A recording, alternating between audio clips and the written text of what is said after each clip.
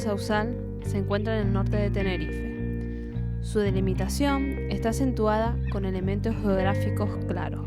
Por el oeste, el barranco de Cabrera, que lo separa de La Matanza.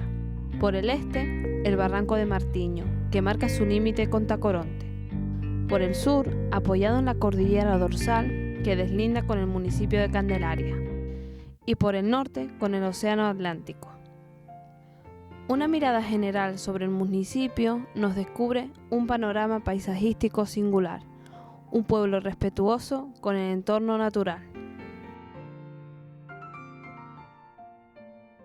Una vez conquistada la isla de Tenerife, el adelantado Alonso Fernández de Lugo establece en el Sausal el lugar de residencia de su familia. Tras efectuar el consecuente reparto de tierras, de la mano de este adelantado se fundó en 1505 la ermita de Nuestra Señora de los Ángeles, en el área de mayor asentamiento poblacional de aquel momento. Se funda la iglesia de San Pedro en 1515, en la parte alta del pueblo, debido a un aumento de población en esa zona, por encargo de Juana de Castilla, Juana la Loca. Remontémonos al siglo XVII, concretamente al día 23 de marzo del año 1643. Nace María de Jesús, hija de Andrés de León Bello y María Delgado Perera, bautizada 3 días después de su nacimiento, en la iglesia de San Pedro Apóstol. Después de casi 3 siglos, se conserva la pila donde fue bautizada. La infancia de la servita transcurrió en el Sausal. Siendo niña, solía reunirse con sus amigas cerca de la iglesia de San Pedro Apóstol. En una ocasión entró en la iglesia y se acercó hasta la imagen del Niño Jesús, por el que sintió gran devoción. Pues los primeros años se desarrollan en el Sausal hasta que su madre pues está muy grave y entonces ya le dice a la niña que se vaya con una gran amiga de ella que vive en la Orotava. Entonces se va a la Orotava casi hasta los 15, 16 años.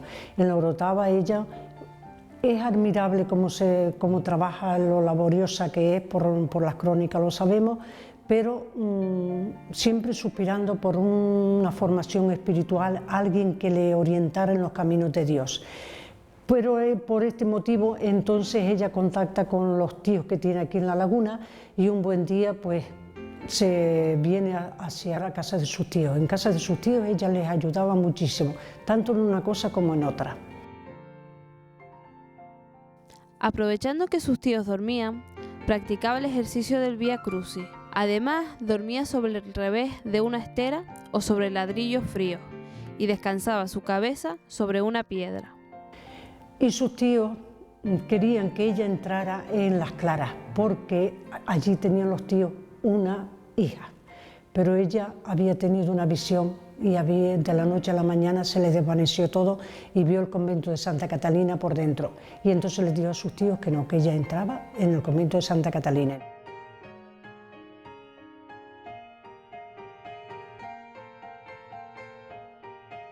Ella por vocación entró de lega. Te explico lo que es lega. Había 2 clases de hermanas, unas de coro y otras legas.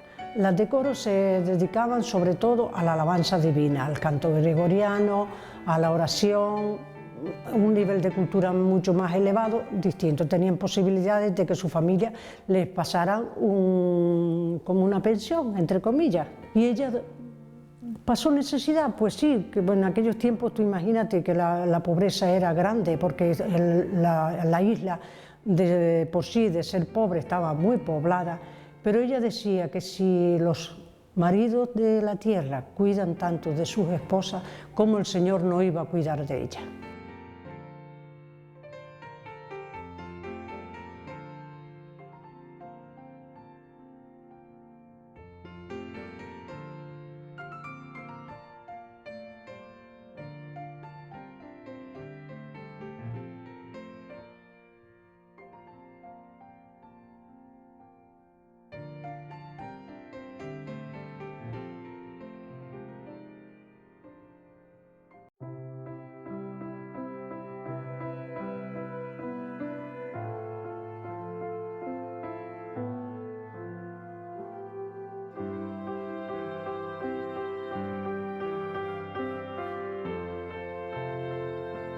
Cuenta la leyenda que ella iba a rezar a esta iglesia en horas en las que no estaba el párroco, y era la imagen del niño Jesús la que le abría la puerta. Otra es la que cuenta que había un gato que bajaba todos los días a la costa del Sausal y recogía un pez que luego dejaba en la puerta de la casa de la siervita. La vida de la siervita estaba influenciada por varias personas, entre ellas Fray Juan de Jesús, que como postulador frecuentemente visitaba la casa de sus tíos para pedir limosna.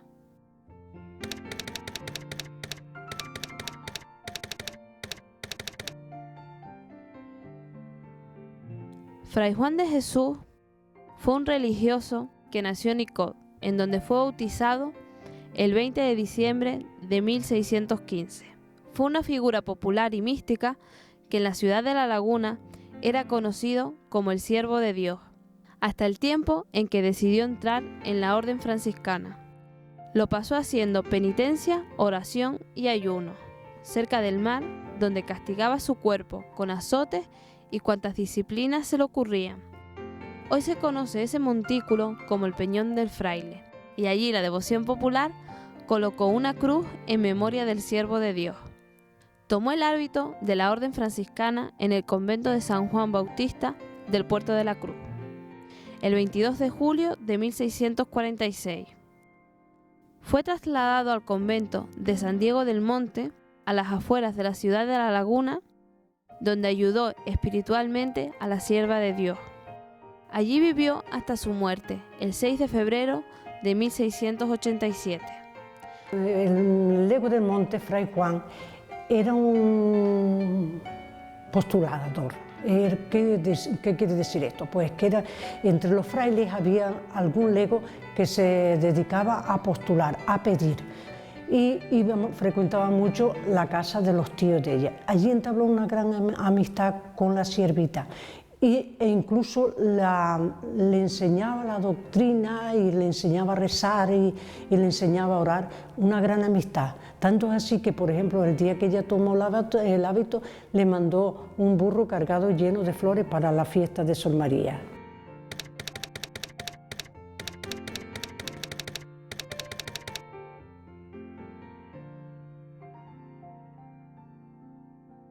Como corsario fiel a la corte real de Castilla, poseía varias propiedades que se encuentran en La Punta, El Rosario, etc.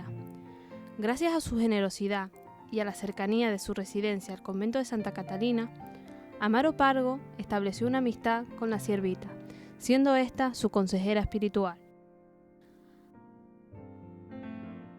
Juan Rodríguez Felipe, casado con Beatriz Tejera Machado, son los padres de Amaro Rodríguez Felipe Tejera Machado, más conocido como Amaro Pargo, el pirata. Soy sobrino, porque don Amaro Pargo no tuvo hijos. Se dice que tuvo un hijo natural que no reconoció en Cuba, en La Habana, ¿no? Pero no está reconocido legalmente, ¿no? Entonces no tuvo hijos y entonces los herederos son colaterales, son sobrinos. Entonces yo hago en el orden, digamos, jerárquico de sucesión, yo soy actualmente sobrino nieto octavo. El pez pargo da nombre a nuestro corsario. Quizás sea así porque este habita en el Atlántico y cautivó su atención por lo que quiso recordar junto a su nombre en sus ataques y asaltos navales. Hay una tradición, unos dicen que porque si tenía los ojos muy saltones, como los pargos, como el pez pargo, y otro por su afición al mar, porque él vivió en el mar siempre y además pescaba también, pescaba en sus ratos de ocio, ¿no? Aunque su principal labor era la defensa, ¿no?, de la corona de Castilla, del reino de España y el ataque a los piráticos. E incluso existe la leyenda, que creo que es más que real, es histórico, que a veces combatía y desarmaba al enemigo, como se empleaban las técnicas de guerra naval, sorprendiendo al enemigo, es decir, dándose por muertos todos y apareciendo que la nave estaba abandonada, Y cuando era atacada, abarroada por la nave pirata, todos se levantaban en pie y atacaban a la nave pirata.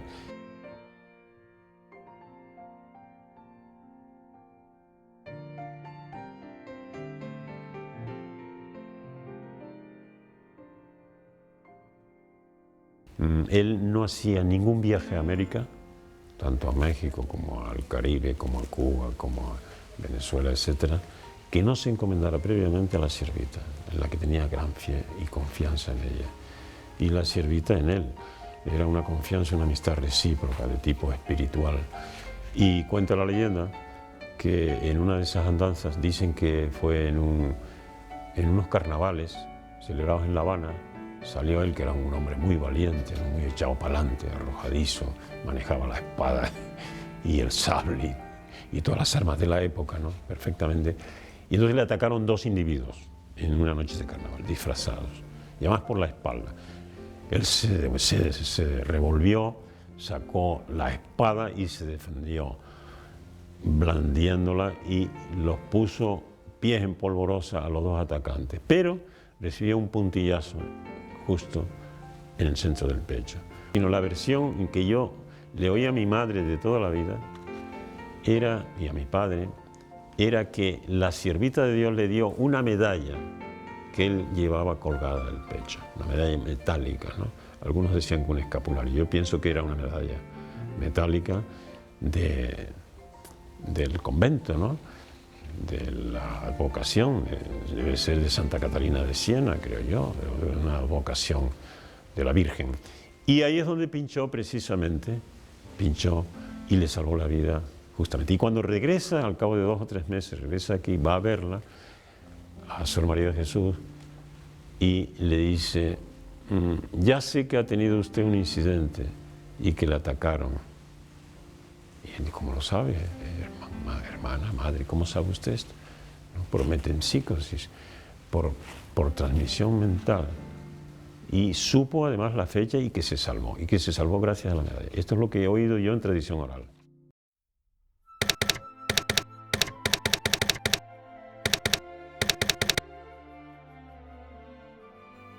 La siervita falleció un 15 de febrero de 1731, cuando contaba con 87 años de edad. Poco antes de morir cayó en éxtasis, conservando el pulso y las pupilas claras más de 24 horas, manando sangre fluida al hacer algún corte y un líquido transparente que olía a jazmín. En enero del año 1734, casi 3 años después de su muerte, cuando se procedía al traslado de los restos, se descubrió que permanecía intacta, con las ropas empapadas, flexibles, con su color natural, dándose la circunstancia incluso de que un trozo de carne que le quitó una religiosa, conservado en un relicario, parecía haber crecido de forma inexplicable. También había 3 médicos que estaban presentes, los 3 testificaron de cómo habían encontrado el cadáver, y entonces la tuvieron en una habitación como 8 días hasta colocarla en el sarcófago. En esos 8 días, pues las monjas le cambiaron la ropita, y por ejemplo hay una corona donde se la pusieron cuando la exhumación, y lienzos donde empapaban la linfa que salía del cadáver. Pues la desentierran y la encuentran, los médicos certifican que aunque aparenta que es cadáver, pues tiene fluidez en la sangre. Y entonces, enterado de esto, don Amaro le dona al convento un sarcófago que se conserva ahí, que es donde se exhibe los días 14 o 13 de febrero de cada año, con audiencia pública cada vez mayor, y el sarcófago, que es de madera noble revestido en oro, pues pone unos versos, un cuarteto cuyas iniciales, no recuerdo en este momento, pone Pargo.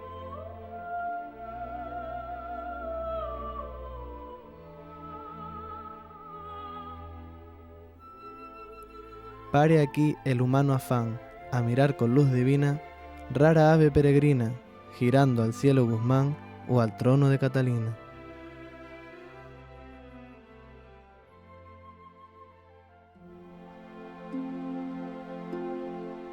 Son miles los peregrinos que se acercan al convento el día 15 de febrero. La cola de personas no cesa ni un segundo desde las 5 de la mañana en que se abren las puertas hasta las 9 o 10 de la noche en la que sale de ella el último peregrino.